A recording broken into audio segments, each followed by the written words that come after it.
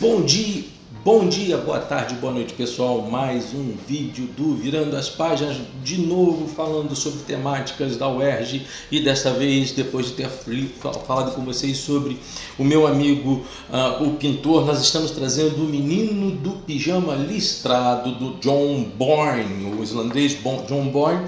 É um livro de pouquíssimas páginas, você vai conseguir ler isso rapidamente, são 186 páginas, num tipo de papel amarelado que nos descansa muito a vista quando estamos lendo e que retrata, gente, um mal que cada vez mais fica distante a vocês, até por conta da idade de vocês e as eras de vocês, que foi o nazismo. Para que você entenda, é tão difícil falar disso que até mesmo aqui dentro do YouTube eu posso ser cerceado por algumas frases que eu venha a administrar com vocês, não é? Esse livro ele faz uma temática do nazismo dentro de uma proporção terrível, que foi o Holocausto e a perseguição por conta da eugenia a pessoas que eram tidas pelos nazistas como seres inferiores, como raças inferiores. Não apenas os judeus passaram por dificuldades, mas também os romani passaram por dificuldades. Quem são os romani? São os ciganos, que eram tidos por causa da questão de serem búlgaros e húngaros. Eles eram tidos também como raça inferior, então por conta disso também tinham, ou era o genocídio diretamente, ou então iam para os campos de concentração. Você tem os homossexuais, por conta das suas opções, pela sua opção sexual. Você vai ter também os testemunhas de Jeová, porque eles não aceitavam o culto nazista, porque na verdade, gente, às vezes fica cada lado ideológico querendo jogar o nazismo para o outro lado. Mas o nazismo é algo diferente, mesmo do fascismo. O nazismo é uma orientação quase que religiosa. Só para que você tenha noção, Hitler tinha um envolvimento com cultos obscuros, né? A irmã Blavatsky, a Sociedade Vril. O ocultismo fazia parte da sistêmica nazista. A SS, por exemplo, tinham vários dos seus oficiais, tinham ligações muito grandes com esse tipo de prática, diria assim, religiosa. A preocupação de Hitler com relação à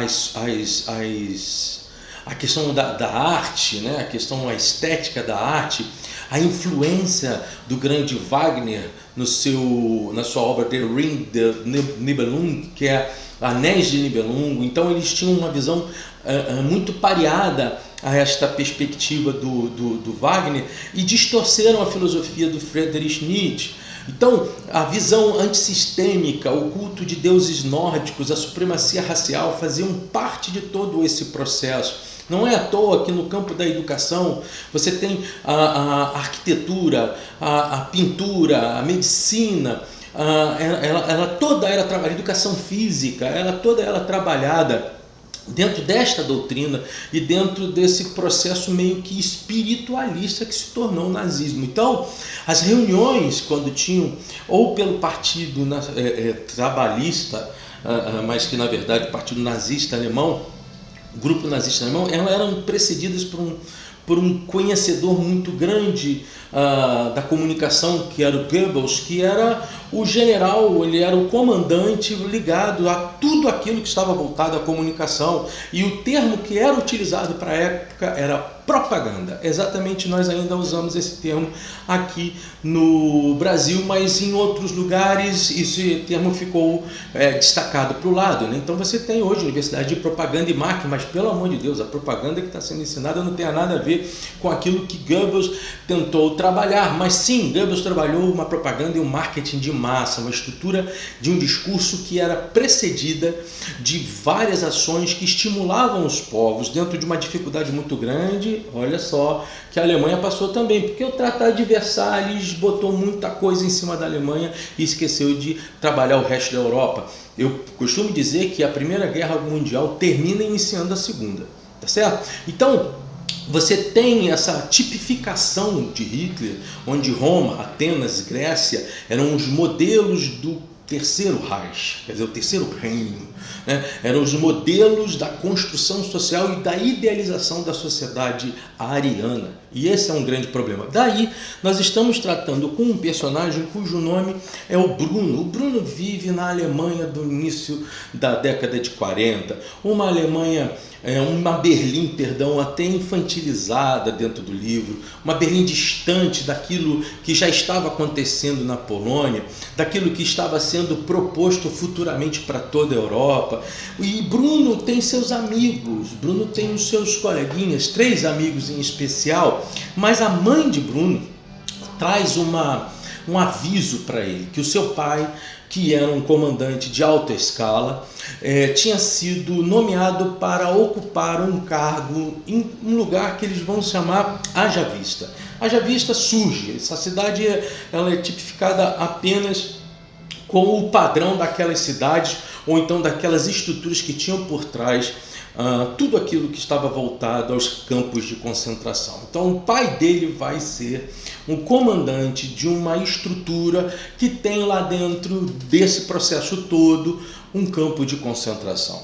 Mas o Bruno não sabe, mostra a imaturidade da criança, questionando a mãe. É interessante que mãe e pai não têm seus nomes colocados e acabam tendo que viajar. Ele, pai e mãe, a sua irmã Gretel, que tem uma importância no diálogo para com o Bruno, e Maria, que é uma das empregadas. Então ele chega lá e acaba percebendo que a casa é uma casa ao estilo nazista, com estrutura e com um ambiente bem observado dentro da arquitetura nazista. Inclusive, existe uma obra, um documentário interessante chamado Arquitetura da Destruição.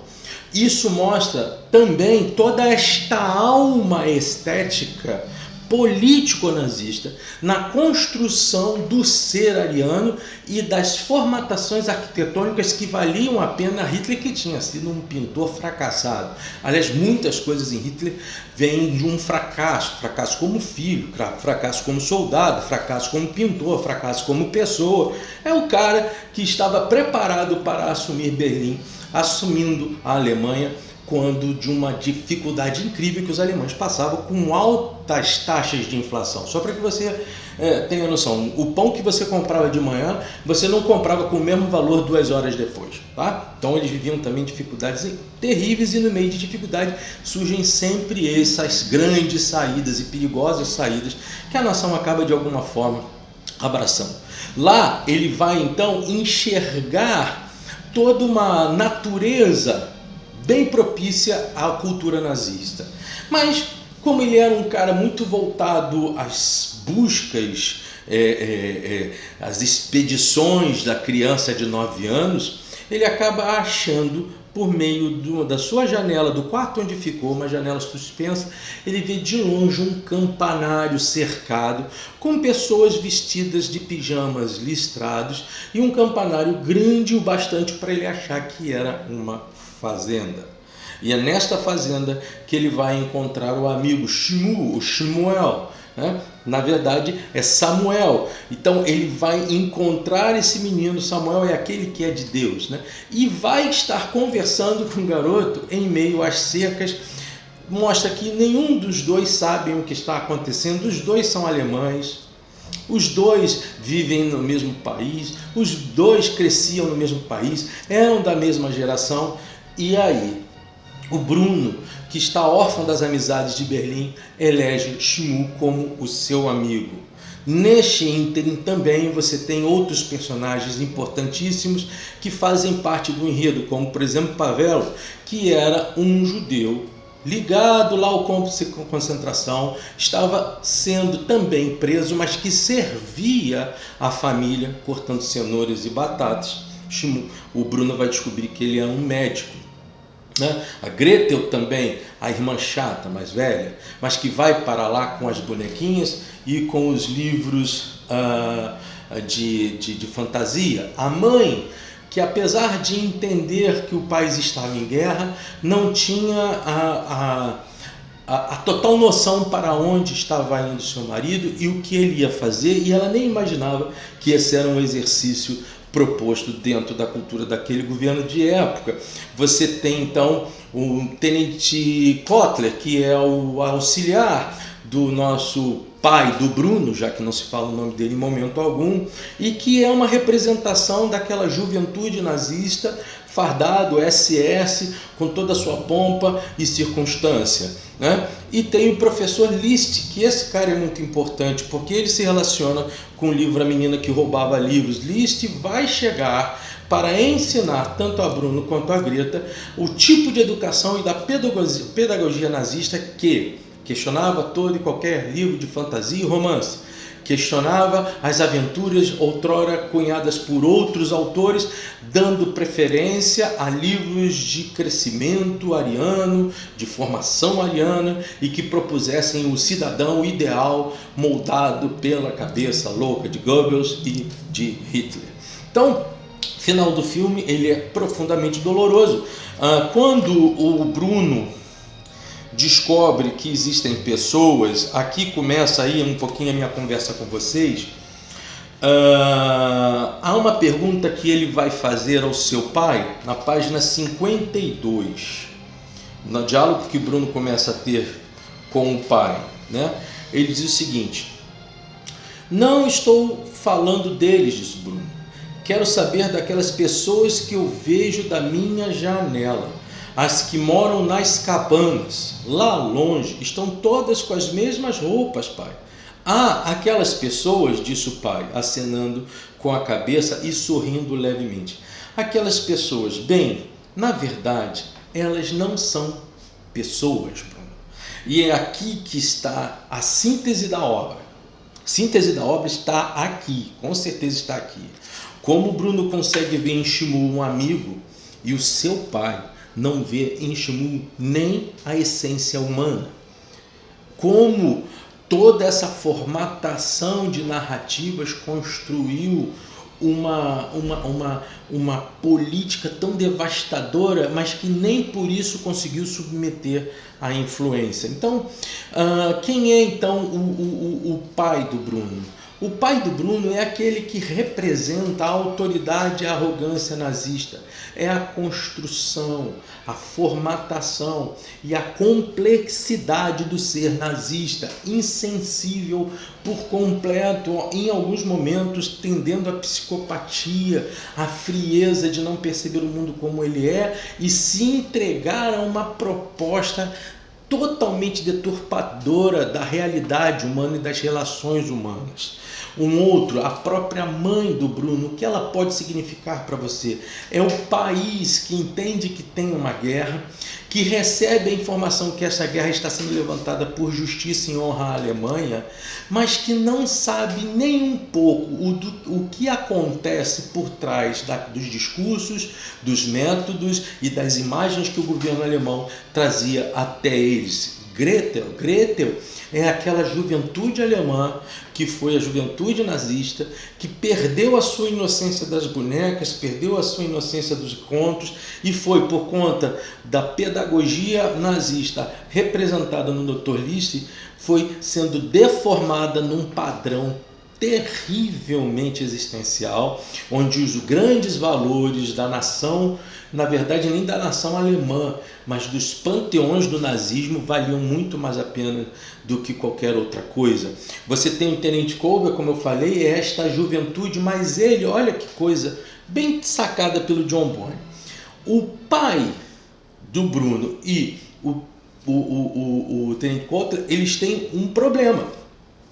Todos dois possuem progenitores, o Kotler, o seu pai, o pai do Bruno, a sua mãe, que odeiam o nazismo e que eram contra tudo o que estava acontecendo. No filme, gente, você tem alguns diálogos importantíssimos com a presença da mãe do pai de Bruno, da avó do Bruno, melhor colocar assim. Agora, um ser que me chama muita atenção é o Pavel. Pavel é um médico. Há uma cena no livro que me parece sensacional. O Bruno precisa do lúdico, da fantasia, da liberdade, tem 9 anos, saiu de perto dos seus amigos e busca ter um balanço. Dado o fato, ele procura o Kotler, encontram para ele um pneu e o Pavel faz um pneu para ele, do qual ele pode estar sendo usado, ele se machuca, cai e o Pavel vai conseguindo trabalhar ao ferimento dele de forma que o debate entre o Bruno e o Pavel é que o Bruno precisaria ir ao médico e o Pavel diz, você não vai precisar ir ao médico, eu já resolvi isso aqui, mas você só é um cortador de fruta, de verduras, de batata e cenoura, você não pode me curar, até que o Bruno descobre que o Pavel é um médico que acaba sendo, por ser judeu, levado aos campos de concentração. No filme tem uma situação interessante. A mãe, depois que tudo acontece, ao lado do Pavel, fica calada e em um dado momento a única coisa que ela fala para ele é muito obrigado. No livro é mais denso, porque a mãe olha para a situação e diz para Maria, que é a governanta, não, mas é a babá dos meninos praticamente, que não se falasse ao pai de Bruno que ele tinha sido tratado pelo Pavel e que dissesse que ela assim fez. Quando Bruno olha isso, ele vê da injustiça que a mãe estava cometendo pelo fato de ter se colocado como a que ajudou a curar a ferida de Bruno e não falar a verdade sobre Pavel. Só que Bruno tem um problema, gente. Ele não sabe nem o que significa o termo judeu. E essa é uma grande questão. A mãe está tentando proteger a inocência de Bruno. E os diálogos que ele acaba tendo escondido com Shmuel, tendo essa, digamos assim, essa representação da cerca dividindo os dois, é exatamente aquilo que acontecia na Alemanha inteira. A gente pode dizer que, de alguma forma, a Alemanha foi um grande campo de concentração, onde as pessoas ou tinham que representar a obediência, ou eram obedientes, ou eram dissidentes desse processo e perseguidos por conta disso. Esse livro está tentando demonstrar, então, que as cercas de concentração, elas não limitam as relações entre pessoas, que apesar das suas diferenças, são seres humanos relacionais, onde uma raça não é superior à outra. E é ali que nasce uma amizade das mais tenazes, assim como também no livro do Max Suzak, A Menina que Roubava Livros, traz esses elementos do sentimento. Esses autores têm a tendência, e aí preste atenção, gente, eles têm a tendência sempre de levantar a esperança que vale a pena, o sentimento que vale a pena, ante a forma terrível que era expressa, tudo aquilo concentrado no totalitarismo nazista. Tá? Eu costumo dizer para vocês sempre o seguinte: a Alemanha perdeu a Segunda Guerra Mundial, o nazismo não. Poxa, mano, mas você fala isso com uma forma tão clara? Sim, infelizmente. Quando do final da Segunda Guerra Mundial, muitos altos comandados alemães, altos oficiais, fugiram para todo lugar. Aqui para o Brasil, para o sul da Argentina, vários vieram. Mas houve uma coisa interessante. Americanos e russos dividiram as mentes, especiais mentes, dos cientistas alemães que trabalharam em vários projetos nazistas. Os americanos criaram um projeto chamado Projeto Paperclip, que foi justamente a regimentação desses cientistas que foram para os Estados Unidos nazistas, todos eles nazistas, e acabaram tendo cidadania americana. E houve todo um marketing, por exemplo, sobre eles, a ponto de colocar eles como pessoas maravilhosas, que jamais tinham tido problema com o nazismo, mas todos eles eram nazistas. Há relatos que dentro, não vou falar o nome, mas você já vai, NASA, esses cientistas tinham a sua bandeira nazista lá dentro dos seus escritórios e nada era negado. Entre eles tinha um cara chamado Von Braun. Von Braun foi aquele que trabalhou toda a estrutura de mísseis e artefatos voadores da Alemanha nazista. Ele está por trás dos jatos sônicos que já tinham sido feitos depois dos turbo-hélices que lá existiam, e ele trabalhou as V2, que eram digamos assim, os progenitores dos mísseis que nós temos hoje. Esse cara foi para os Estados Unidos e vai ajudar os americanos na corrida espacial e também no trabalho especificamente voltado às armas atômicas, à ciência atômica. Então, Quando você estiver lendo esse livro, me parece que você tem que ter 3 condições básicas de aprendizado. Primeiro, perceber os livros que aqui eu falei. Tem um, gente, que é importantíssimo, já ia deixando sumir das minhas mentes, do Richard Steinman Gall, O Santo Reich. Aqui mostra como parte da igreja oficial luterana se vendeu à estrutura e narrativa nazista, a ponto de parte das suas igrejas tinham as suásticas ao lado do templo. Agora eu quero ser bastante claro com você. Há também a injustiça do bem aqui hoje em dia. Eu quero dizer para você que o nosso querido Dietrich Bonhoeffer se colocou contra todo esse processo. Bonhoeffer foi um pastor luterano que vai para Nova York, vai conviver com Richard e Reino Nibel, que eram seus amigos, mas ao observar os fantasmas nazistas entrando na igreja, ele retorna para Berlim e faz parte de um grupo de oficiais alemães, de estudiosos alemães, para derrubar Hitler num atentado. Esse atentado não dá certo, ele é preso e vai morrer em 1945, e pasmem, pouco antes da guerra acabar, porque Hitler, quando percebeu que os russos estavam por entrar em Berlim, mandou matar todos os seus presos políticos, porque ele temia que esses presos políticos pudessem construir a verdade que estava sendo proposta naquele período pelo nazismo. Então o Bonhoeffer vai morrer enforcado na prisão onde ele ficou. E tem cartas da prisão do Dietrich Bonhoeffer, Resistência e Submissão, que fala um pouco da história dele. Livros que, se você não conhece, vale a pena você ler para entender toda essa relação que vai existir dentro de todo esse processo terrível que foi o nazismo.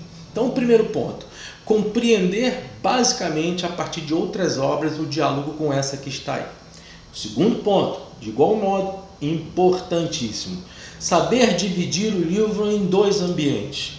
O ambiente da frieza, da dor, da perseguição, da barbárie nazista, e o ambiente do resgate, de uma espécie de resposta da amizade, do carinho, da sensibilidade pelo outro, do não aceitar o poder pelo poder, que está sendo processado em algumas pessoas como a mãe do próprio comandante. Isso faz parte disso. Dentro desse mesmo processo, ainda no segundo ponto, clarificar que existiam alemães que sabiam da guerra, alguns as entendiam justas, sem saber exatamente o que estava acontecendo. Só para que você tenha noção, só se vai ter a verdade dos campos de concentração e só os descobrem os aliados a partir do momento em que a Alemanha perece na invasão que eles vão fazer, então, na Alemanha, em Berlim, na Polônia, soltando essas pessoas. Ali que começa a ser discutido a barbárie, o terror dos campos de concentração. Tá? Terceiro e último ponto que me parece lindo, a inocência, ela é capaz de nos levar ao milagre da relação. Claro, aqui eu vou ter que dar para vocês o final do livro. O livro termina com o Bruno e o Shmu morrendo numa câmara de gás. Mas como se o Bruno ele era o filho do comandante. É que a amizade de Bruno e o amor ao Shmu faz com que ele se vista exatamente como o Shmu se vestiu, cortasse seu cabelo como o Shmu cortou, colocasse o boné, a boina como o Shmu tinha e entrasse no campo de concentração. Nessa hora há uma ordem de mais um extermínio de um grupo de judeus que estivesse lá, como vem acontecendo toda hora no livro. A fumaça negra que sai dos fornos tipifica para mim a ideia do terrível ato nazista que se espalha para que todos vejam, a ponto de todos acharem que tinham sempre carne sendo assada, churrascos sendo feitos por conta de um cheiro difícil, e que que a mãe de Bruno não conhecia ou não sabia o que era. Tá certo? Então esses 3 pontos para mim claros: leitura, relativa com outras obras que te deem mais campo para a anuência do que você está lendo. Depois, a inocência e o terror que se colocam um contra o outro.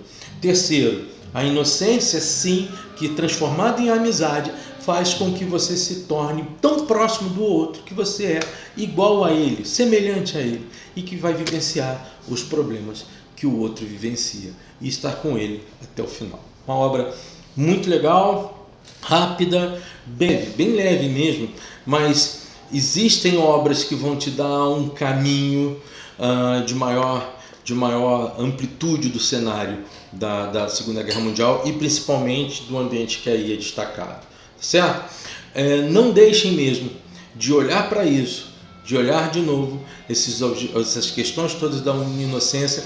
Façam sempre um diálogo com vocês mesmos, procurem ver a realidade atual, não é? Quero lembrar a vocês, a coisa lá foi tão forte com relação a isso que todos dizem, né? Eugenia, Alemanha, o que é eugenia? A eugenia, numa forma bastante rápida, dizendo para vocês, é o pensamento onde busca uma raça pura, uma raça superior, em detrimento de outras raças, mas não foi só Hitler que tinha esse tipo de ideia, e isso foi bem propagado dentro da Inglaterra, tá certo? Bernard Shaw, sim, o dramaturgo Bernard Shaw, ele teve grandes embates com C.S. Lewis, com Chesterton e com o próprio H.G. Wells, porque Bernard Shaw era um eugenista.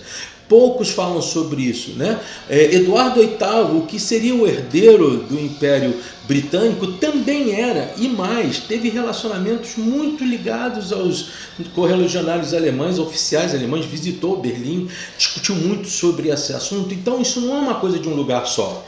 Por isso que eu volto a te dizer que a Alemanha pode ter perdido a guerra, mas o nazismo está por aí, vivinho. E por conta disso, já terminando, é que eu lembro o final do livro, quando ele fala o seguinte: e assim termina a história de Bruno e sua família. Claro que tudo isso aconteceu há muito tempo e nada parecido poderia acontecer de novo, não na nossa época. Essa é a grande questão que fica no livro. Ele coloca como uma afirmativa, eu falo como uma indagação. Será mesmo que acabou? Gente, muito obrigado, vamos seguindo juntos, se inscreva no canal, curta o canal, etc, que eu não falei nada disso hoje. Estou lá também no Rumble, mas a gente vai estar falando mais de outros livros, de outras obras. Acompanhe a gente aqui, se inscreva e manda ver. Como eu sempre digo, supere-se, aprenda mais. Ler é bom, virando as páginas. Até a próxima. Grande abraço, gente. Toca o barco, estuda, não dá mole não. Essa vaga na UERJ é tua. Não pense duas vezes. Filhinha Joana, minha filha, me emprestou o livro. Obrigado.